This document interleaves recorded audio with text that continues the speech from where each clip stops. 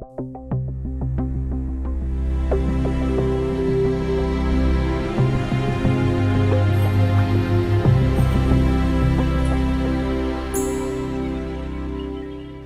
bienvenidos a todos ustedes. Gracias por venir una vez más a estas clases de teología.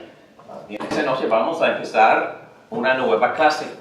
Y el tema de esta clase se tratará del gran mensaje de la salvación. Y por 12 semanas, por lo menos 12 semanas, vamos a estar estudiando al fondo la enseñanza bíblica, más que nada la enseñanza del Nuevo Testamento, más que nada la enseñanza del apóstol Pablo acerca de la gran salvación.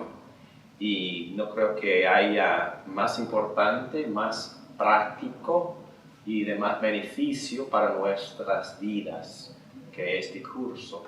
Y es un curso que tiene contenido bíblico del Evangelio que debemos estar estudiando para el resto de nuestras vidas, tratando de captar estos conceptos y ponerlos en práctica en nuestras vidas personales. Vamos a orar, por favor, para pedirle a Dios su ayuda. Padre nuestro, damos muchas gracias porque siempre estás con nosotros y moras en nosotros. Para mí es un privilegio, también es una sorpresa que nos uses para este tipo de proyecto. Gracias por la palabra tuya, gracias por amarnos tanto que preparaste este libro a través de los siglos. Este libro inspirado por tu Espíritu Santo, para que nosotros tengamos exactamente la revelación de ti que tú deseas que nosotros tengamos. Te pido que tú me ayudes a mí a enseñar con exactitud, con precisión y con claridad estos conceptos. Te pido que los alumnos se animen por el Espíritu Santo para comprender y para discernir y para conocer mejor a Cristo Jesús y para poder vivir para Él en sus vidas cotidianas. Todo esto te lo pedimos en el nombre de Cristo Jesús. Amén. Muy bien, hermanos, para poder empezar, vamos a enfocarnos en la palabra de Dios. Vamos a buscar Filipenses, una carta escrita por el apóstol Pablo, Filipenses capítulo 3.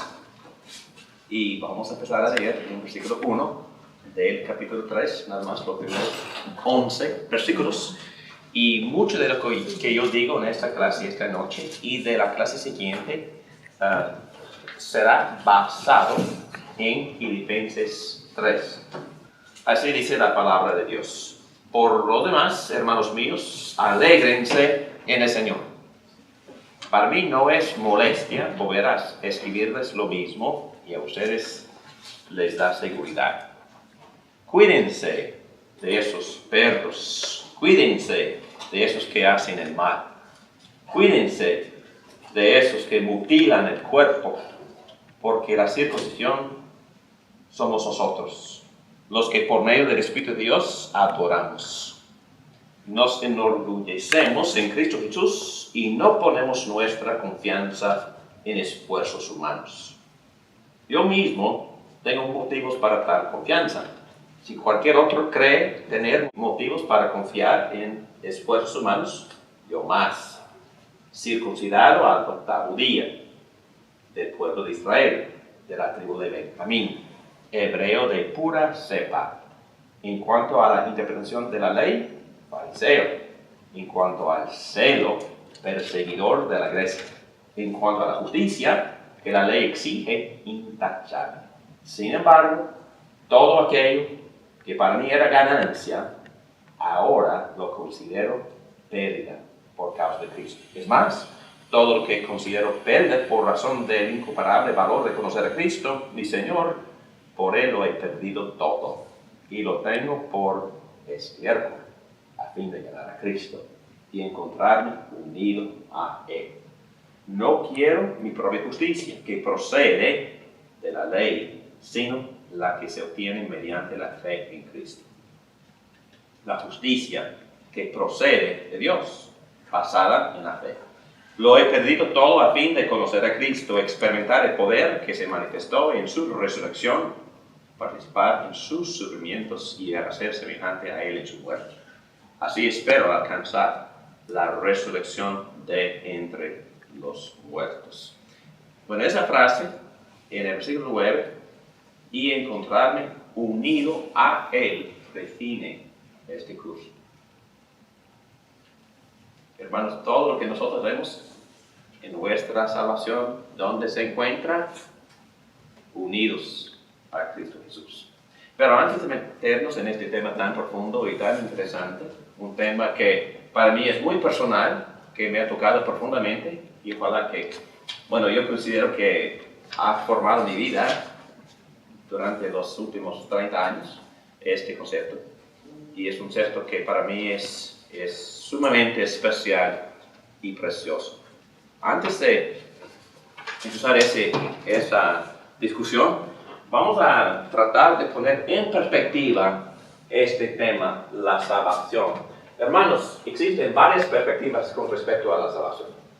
¿Algunos de ustedes han escuchado de la salvación de liberación? ¿O no? Sí, o no sé. Pues asiste a través de Latinoamérica en especial. Teología de la liberación. Teología de la liberación, gracias. En otras palabras, esta frase se enfoca en el orden social y económico. Siempre está a favor de ¿quiénes? Los pobres. Los pobres. Los pobres son el enfoque del favor de Dios siempre, y Dios siempre está a favor del pobre y siempre está para ayudarle a vencer, a salir de la opresión económica, la opresión social. Y muchos pastores, muchos sacerdotes, muchos políticos también a través de Latinoamérica enfocan casi exclusivamente en la liberación social, enfocan en los prejuicios, en las injusticias entre las clases, la clase alta, la clase baja, los ricos, los pobres, y usan como texto, ¿qué texto usan estos teólogos? ¿Qué texto bíblico? Bueno, el Éxodo, porque los israelitas salieron de la opresión, ¿verdad?, de los egipcios. Y este texto se usa, también este texto se usa para los negros aquí en los Estados Unidos, y ellos también enfocan mucho en este concepto de la liberación. Pero estamos hablando de varias perspectivas, y no estoy criticando, estoy hablando de enfoques. ¿Ok? De enfoques. Número 2, existencialismo. Hemos hablado un poco de esto, y leí mucho de esto el día de hoy, y para mí, lo más que leo acerca de existencialismo, yo veo que casi todos mis amigos son existencialistas. Porque para esta persona, para este enfoque en la salvación, tocamos mucho esta filosofía en las clases acerca de la historicidad de la Biblia, porque para la persona que sea existencialista no le importa la historia, no importa la verdad objetiva, no le importan los hechos. Lo importante es la pasión eterna, ¿verdad? Y la respuesta subjetiva al tema, lo que sea el tema. Porque la nueva era no es perfecta, ¿verdad? Porque en la nueva era no es necesario ni creer en la historia, ni creer en la persona histórica de Jesucristo, ni de ninguna figura de la historia. Lo más importante es cómo yo me siento en mi interior, y cómo yo respondo a mi medio ambiente, y si yo puedo buscar mi propia autoactualización y ser la persona que yo debo de ser. Y no importa los hechos, no importa la verdad, no importa la historia. Lo más importante es mi condición subjetiva, mi estado emocional. Y es una expresión del cristianismo muy subjetiva, pero es una perspectiva. Estamos hablando de perspectivas. Secularismo, casi todo el mundo entiende esta palabra, ¿verdad? Pero es otro enfoque de la salvación muy popular, y está creciendo en popularidad. Secularismo, que en verdad dice que hay que independizarse de Dios. Yo puedo resolver mis propios problemas, yo busco mi autosuficiencia, y algunos teólogos también han enfocado en esto. Y para mí fue una gran sorpresa leer que Dietrich Bonhoeffer, también al final de su vida, también tenía este punto de vista en cuanto a la salvación, diciendo que lo más maduro es abandonar esta dependencia de Dios y buscar la dependencia de mí mismo. Yo puedo resolver mis propios problemas y la idea es ser religioso. No convertir a las personas en ninguna religión, sino independizarnos completamente de la religión y de Dios, porque Dios me consideraría más maduro si yo puedo vivir dependiendo de mí mismo, resolviendo mis propios problemas. Perspectiva muy popular hoy día. Y algunos de los presidentes de las universidades aquí en esta ciudad han declarado en público que este es su concepto de la religión, la autosuficiencia del hombre. Número 4, puse aquí la perspectiva católica romana. Y ellos dicen, es una perspectiva que la gracia se encuentra y se extiende, se comparte, mediada por... ¿Cómo se recibe la gracia? Por obra. Fe y obra. De la iglesia. Por la iglesia. Por la iglesia. Ah. Por la iglesia, por los sacramentos de la iglesia. Históricamente, tradicionalmente hablando, la iglesia católica ha dicho que no queda ninguna salvación aparte de los sacramentos de la iglesia católica. Lo ha dicho. Pero hoy en día, por Vaticano II, han cambiado un poco sus opiniones y están diciendo que aún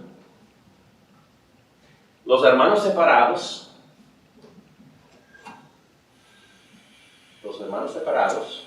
pueden, no pueden estar bien seguros, pero eso es posible que encuentren la gracia de Dios separados de los sacramentos de la Iglesia Católica. Y están tratando de crear lugar para los hermanos separados, gracias por su misericordia. Y luego existe el punto de vista, la perspectiva evangélica, que voy a tratar de explicar brevemente y luego vamos a meternos en el tema de esta noche. Pero en sí, ¿cuál es la salvación? ¿Cómo se define? Y en la categoría de los temas de la teología, ¿dónde cabe el tema de la salvación? A través de los 2 o 3 años hemos tocado la teología propia de Dios, hemos tocado la teología de la palabra de Dios, la teología del llamado de Dios, hemos tocado otro tema que se llama Cristología o el estudio de quién es Cristo, hemos tocado también la defensa de la historicidad de la Biblia. Pero ahora, después de estudiar Dios, Cristo, palabra, llamado, estamos tocando otro tema, salvación. Entonces, ¿cómo se define la salvación? ¿Y cómo cabe dentro de los demás temas? ¿Y por qué ahora y no antes? Otra pregunta más precisa. ¿Por qué estudiamos lo de Cristo antes de estudiar lo de la salvación? Porque la salvación es que, ¿dónde cabe este tema? Bueno, en lo más básico creo que es la reconciliación del hombre con Dios. Ok. ¿Y por qué estudiamos lo de Cristo antes? Porque es una definición, bueno, es definir Dios, quién es Dios. Ok, hay que definir a Dios primero, ¿no? Sí. Ok. Y ahora tomamos una clase sobre el hombre. Hay que definir quién es el hombre, cuál es el problema del hombre y cuál es. El pecado. Es pecador. Y Dios es santo. ¿Y Cristo quién es? ¿Quién es Jesucristo? El puente. Es el puente. Ok. Es la... Salvador. ¿Y qué hizo para salvarnos? Dar su vida. Dio su vida. Entonces, tocamos mucho en la clase anterior acerca de lo que se llama la obra, la persona divina, humana, la obra redentora de aquella persona. Y esa obra consiste en todo lo que Cristo hizo. La obra salvadora de Cristo consiste, primero que nada, bueno, hablando de cuando Él entró, la encarnación, cuando se hizo hombre. Pero ¿qué más? Él vivió 33 años de pura santidad. ¿Y qué pasó? Se murió sacrificándose por nosotros. Y luego resucitó para garantizar que nuestra resurrección y para elevarnos ahora para poder vivir a Dios en esta vida. Y luego ¿qué pasó? Ascendió. ¿Y dónde es ahora? A la diestra del Padre, que sucederá, vendrá otra vez para cumplir todo lo que Él inició. Ok, hermanos, nuestra salvación se basa en todo eso. La encarnación, la vida de santidad, porque nos comparte esa santidad, nos otorga, nos imputa esa santidad. También la cruz, para que nuestros pecados queden perdonados. Cristo murió, resucitó para que nosotros también podamos resucitar. Ascendió para que nosotros también estemos en ese momento con Cristo a la diestra del Padre. Entonces, hermanos, la obra redentora consiste en todas estas cosas, en todos estos hechos. Son hechos redentores de Jesucristo. Y la salvación, bueno, es apropiado que estudiamos en este momento la salvación, porque la salvación es la aplicación ¿de qué? De la obra salvadora del Salvador. ¿Ok? Pero primero que nada tuvimos que estudiar la persona de Cristo y la obra salvadora de Cristo. ¿Y cuál es? Encarnación, vida de santidad, muerte en la cruz, resurrección, ascensión y intercesión al lado del Padre. Y la segunda venida. Todo eso es obra salvadora. Y nosotros también podemos ser salvos si nos conectamos con el Salvador. ¿No? Porque nosotros no nos podemos salvar. El Salvador sí puede salvar. Y la única manera de ser salvo es identificarnos con el Salvador. En otras palabras, el tema de la clase. El tema de las 12 semanas es: hay que identificarse por estar en unión con Jesucristo. Porque si tengo unión, unidad, identidad, si creo para estar en Cristo, yo puedo recibir vicariamente todo lo que Cristo hizo para salvarme. ¿Y qué hizo? Se encarnó, vivió santo, murió, resucitó, ascendió y va a venir. Y David Morán también puede tener todo eso, puede tener los beneficios de todo eso. ¿Cómo? Por encontrarme, por hallarme unido al Salvador. Estar en Jesucristo, el Salvador. Unirme casarme con el Salvador. Bíblicamente hablando es una gran metáfora que se usa. ¿Entendido? Hasta ahora estamos hablando de la aplicación de la obra redentora del Redentor. ¿Ok? Y consiste en por lo menos 3 enfoques. ¿Ok? Y David, ¿dónde sacaste todo eso? En Génesis. Ya hemos estudiado eso cuando estudiamos la teoría del pacto. Porque en el jardín Dios dio 3 categorías de responsabilidades, nada más. Entonces la vida nuestra debe ser fácil. Hay que relacionarnos con Dios.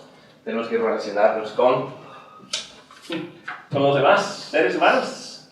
Empezando con la esposa, el esposo, los niños, los padres, pero también con el vecino. ¿Ok? Porque Dios dio mandato en el jardín acerca del matrimonio y acerca de la reproducción y el cuidado de los niños. Y luego también dio orden acerca de la creación que dijo al poner a Adán en el jardín. ¿Qué le dijo?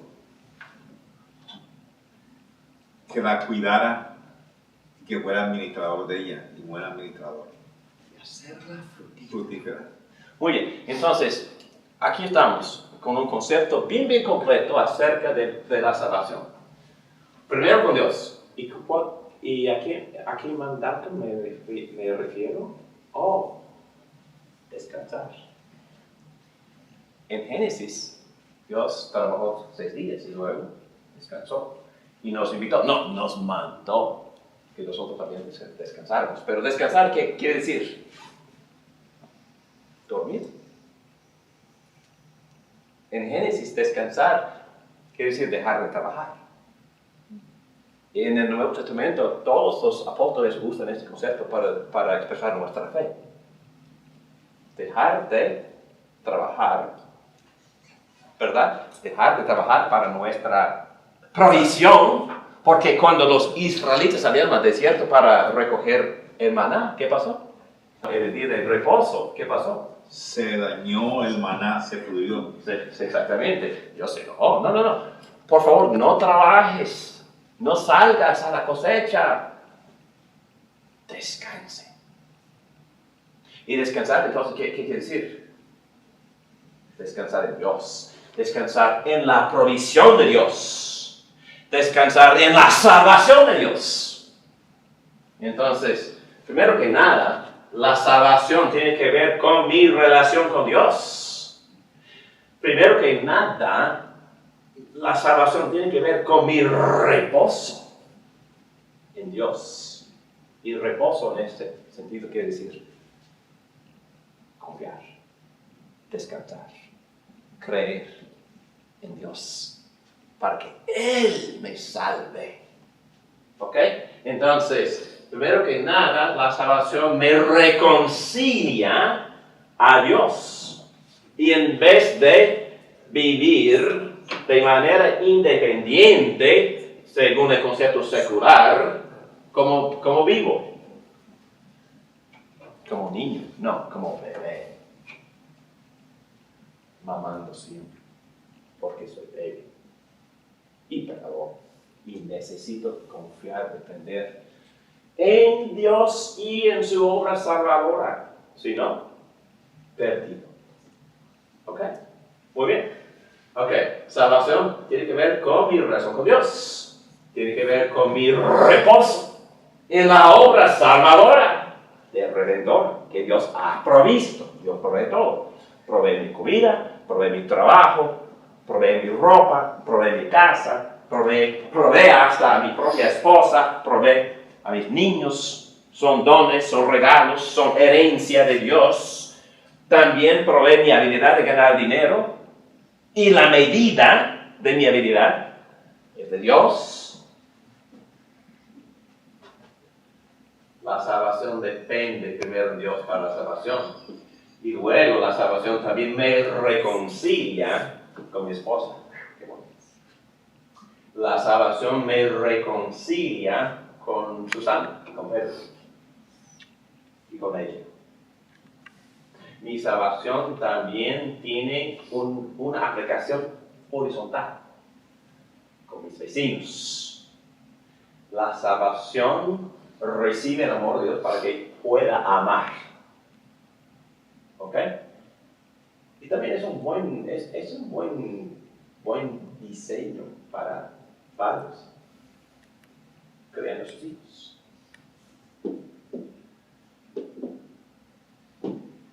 Amar a Dios, amar al prójimo. Tienen habilidades también. Tienen que cultivar el jardín. Por favor, no eduquemos a nuestros hijos a ganar dinero, por favor. Concepto secular. Educamos a nuestros hijos a qué? A servir en el área de su llamado. Porque Dios le ha dado a cada quien su parte del jardín para cultivar, si sea en el área de matemática, ciencia, educación en las escuelas, carpintería, lo que sea. Cada quien tiene su parte del jardín para cultivar y para ser más fructífera para la gloria de Cristo. Entonces hay que enseñarles a los hijos que tienen dones, tienen competencias, tienen habilidades, talentos, y hay que trabajar para que ejerzan una buena mayordomía, responsabilidad según sus dones, cumpliendo su llamado sirviendo y glorificando a Dios por servir a la humanidad. Entonces salimos de la casa el lunes para glorificar a Dios, sirviendo en el área de la mano, utilizando los dones, los talentos que hemos educado y cultivado para la gloria de Cristo. Entonces, la salvación toca todo esto, pero empieza y enfoca principalmente aquí. Todo empieza aquí. Todo se basa aquí. Sin esta parte, lo demás imposible. Desastre, fracaso. Hay que empezar aquí. Y por eso nosotros vamos a enfatizar número 5. La salvación empieza con mi corazón. La salvación empieza con mi corazón relacionado con el corazón de Dios.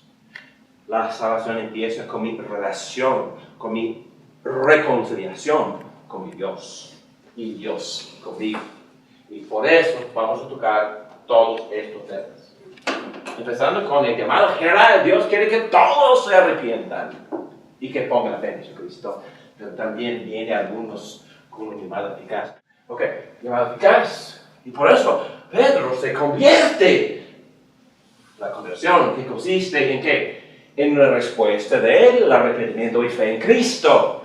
Y luego, al momento de poner la fe en Cristo, Pedro se justifica. Te declaro justo, inocente, perfecto. Te acepto, te perdono. Justificar. Oh, también, eres mi hijo. Así como Cristo es mi hijo, ahora tú eres mi hijo. Adopción como hijo. Y luego la santificación. ¿Qué significa? Jesús dijo usted que se santifiquen en la palabra. Pero ¿cómo se define la santificación? ¿En qué consiste? La capacidad de resistir al pecado. Ok. La capacidad de resistir al pecado. Ok. Muy bien. Y de crecer. ¿Cuándo empieza la santificación? ¿Cuándo empieza? En el momento de la conversión. Ah, sí. ¿Y cuándo se recibe el don de la justificación? En ese mismo momento. ¿Y cuándo se recibe el don de la adopción? Inmediatamente. ¿Y cuándo empieza la santificación? Es progresiva, ahí va. ¿Y cuándo termina? Hasta la glorificación. Ok. ¿Termina cuando mueres o cuando Cristo muere? Cuando Cristo venga. Ok. Entonces, aquí se vive, ¿verdad? La vida. en esta obra de la santificación. Y Dios hace esto. Y Dios nos da el instrumento de la fe para que podamos convertirnos y estar unidos a Cristo. Dios hace todo para justificarnos. Dios hace todo para adoptarnos. Y ahora empezamos nosotros a colaborar con la obra que Dios inició en nosotros de santificarnos. Es una obra de por lo menos 2 personas, Dios y el creyente. Pero la persona que obra más es Dios. Vamos a profundizar en esto, porque Dios nos promete que va a cumplir con lo que Él inició en nosotros, la obra de la salvación.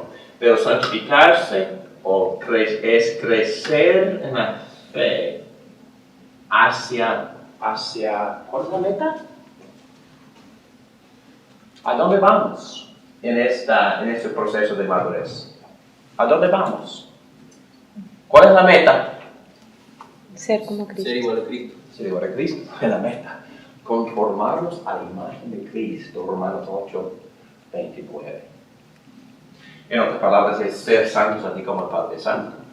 En otras palabras, es vivir la misma personalidad y características santas de Jesucristo. En otras palabras, es vivir el fruto del Espíritu Santo, el cual es el Espíritu del Señor Jesucristo. Es crecer más y más a la conformidad a la imagen de Jesucristo. Y por eso estudiamos la palabra, porque la palabra es la revelación de Jesucristo.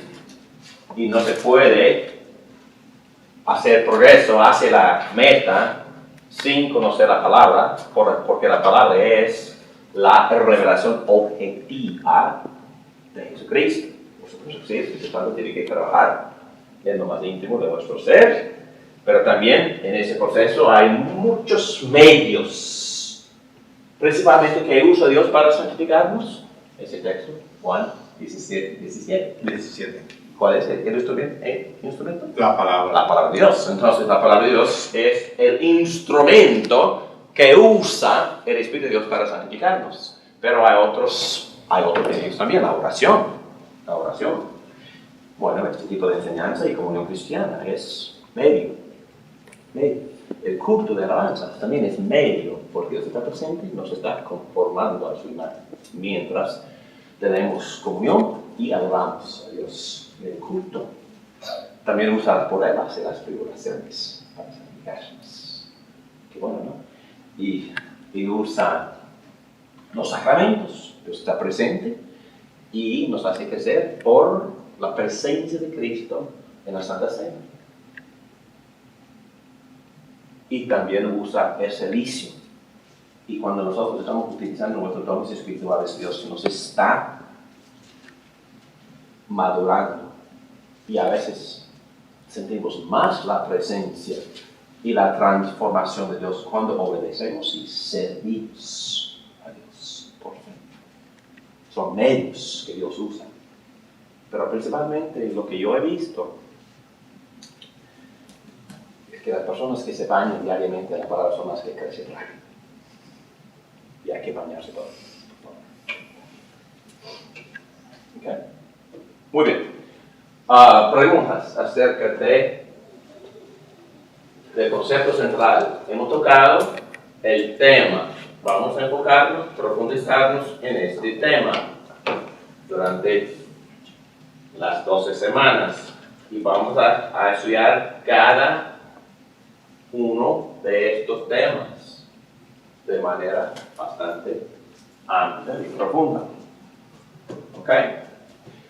Y como ya les dije, yo creo que este concepto sobre cualquier otro concepto define al cristiano. ¿Ok?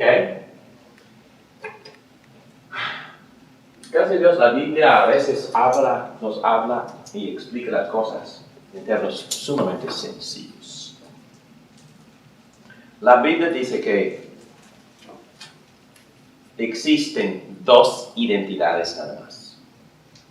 Y esta pregunta, ¿quién eres? ¿Quién eres? Quizás no hay pregunta más importante que esta. ¿Quién eres? ¿Quién eres? Entonces, bíblicamente hablando, son dos respuestas, nada más. Soy David en Adán, unido a Adán, con todos los beneficios de Adán. O soy David en Cristo con todos los beneficios de Cristo. ¿Y cuáles son los beneficios de Adán? Muerte. Muerte, pecado, contaminación y muerte. ¿Okay? Entonces, soy David, pecador, contaminado y muerto en Adán, o soy David, obediente con vida, resucitado, reconstruido en Cristo. Entonces, son dos identidades, nada más. Y todos nacemos cuando la persona se concibe. Está en Adán. Salmos 51. En pecado mi madre me concibió. No porque cometió adulterio. No, es que mi naturaleza pecaminosa vino de ella. Entonces, nací pecador y puse la palabra grados, porque una persona puede crecer, madurar, puede pecar más o menos en Adán, más o menos. Y conocemos a personas que pecan menos, viven más o menos bien, pero son pecadores perdidos, o pecan más y son criminales. Para poder beneficiarnos de esta identidad, tiene que ocurrir una transición. Hay que cambiar de raza, ¿verdad? Casi imposible. Requiere un milagro. Es una cosa sobrenatural cambiar de raza, ¿no? Nací mexicano y si quiero cambiar de raza, no sé, sería muy imposible. Ok, hay que nacer de nuevo, hay que cambiar de familia, hay que cambiar de identidad, hay que cambiar de solidaridad, hay que cambiar de estar unidos a Adán, principalmente para estar en Cristo, unidos a Cristo, en unión con Cristo, para poder recibir vicariamente todo lo que Cristo hizo en su obra redentora. ¿Y qué hizo? ¿Qué hizo? Vino, vivió la vida santa. Sigue. Murió. Murió. Y Resucitó y ascendió. Entonces, si estoy en Cristo, es como si yo hiciera todo eso. Interesante, ¿no? Si estoy en Cristo, ya me morí. Y no tengo que preocuparme por la condenación, porque ya sufrí la condenación. ¿Cómo y dónde? Porque Dios me clavó también en la cruz con Cristo. O sea, que yo me beneficio de lo que hizo Cristo, todo eso Todo eso. es mi herencia. Es mi herencia. No, es mi don, es mi gracia, es lo que tengo, es lo que soy en Cristo. Unido a Cristo, me beneficio de todo lo que Él es, hasta participo en su naturaleza divina, sin llegar a ser divino.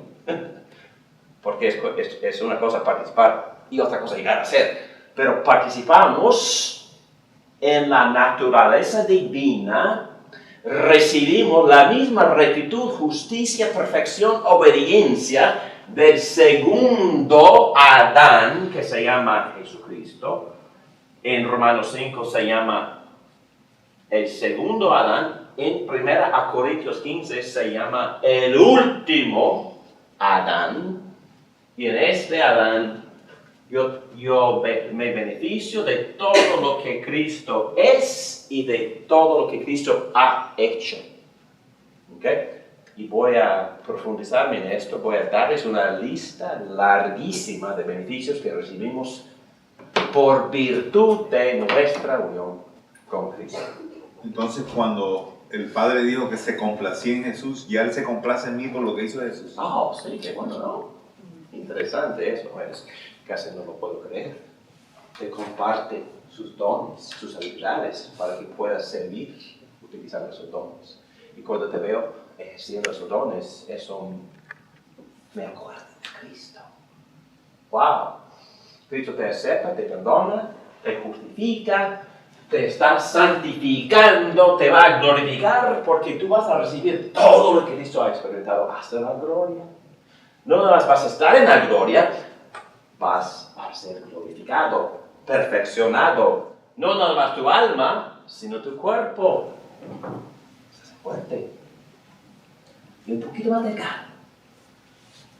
Pero perfecto, glorioso, incorruptible, inmortal, espiritual, glorioso y poderoso. Resucitado. O sea que Él me salvó, me justificó, me santificó y me glorificó en todo el paquete. Todo el paquete y todo en Cristo. Y todo lo que tú tienes, recibes porque estás en el perfecto, el justo, el Salvador, el Redentor, el Maestro, el Médico, el Profeta, el Rey y el Sacerdote. Y tú vas a hacer todo eso también en Cristo, ahora, creciendo de esos roles y para siempre en tu parte del viñedo en el reino eterno de Dios. Entonces por eso es que Pedro dice que ahora somos nación santa, pueblo escogido, real sacerdocio, para que anunciemos las virtudes de Él. Y hermanos, hablando así de nuestra salvación, no sé de ustedes, pero eso me anima muchísimo. Es más que es ánimo, es estímulo, es motivación. Nada me motiva excepto la gracia de Jesucristo. Me puedes hablar de la condenación, del castigo, de la disciplina. No, pero si me hablas de los beneficios que tengo en Cristo, eso me eleva, me anima, me motiva, me da poder, me da ganas. Yo quiero servir ahora. Yo quiero ser así como Cristo. Yo quiero agradar a Cristo. ¿Por qué? Porque me ha dado todo. Me ha dado todo, hasta el mundo mismo. En mi herencia, dice Pablo en Romanos 4:13, que la herencia es el cosmos. Todo lo que Cristo recibe, todo lo que Cristo va a recibir en su reinado eterno, yo voy a participar con Cristo en aquella gloria. No sé lo que todo eso significa, pero yo puedo anticipar de manera positiva todo eso, la gloria. Y yo puedo beneficiarme de este perdón, este don de la rectitud de Cristo, estos dones espirituales para poder servir, y ese privilegio de servirles así por enseñar la palabra. Y eso también me anima, me da esperanza, me da gozo, me da paz, pero también me da poder y energía para el resto de mi vida. Pura gracia. Y nada motiva como la gracia. Nada motiva como enfocarme y reflexionar en los beneficios que tenemos en nuestro Señor Jesucristo. Increíble, ¿no? No hay nada más bello de esto, hermanos. Nada en la vida. La riqueza no se compara, pero es más, Cristo se hizo pobre para que nosotros sigamos a ser ricos en Él. La riqueza también es uno de los beneficios que vamos a recibir de Cristo. Pero esa riqueza quiere decir la parte del reino eterno que Cristo nos conceda para gobernar con Él, compartiendo su gloria para siempre.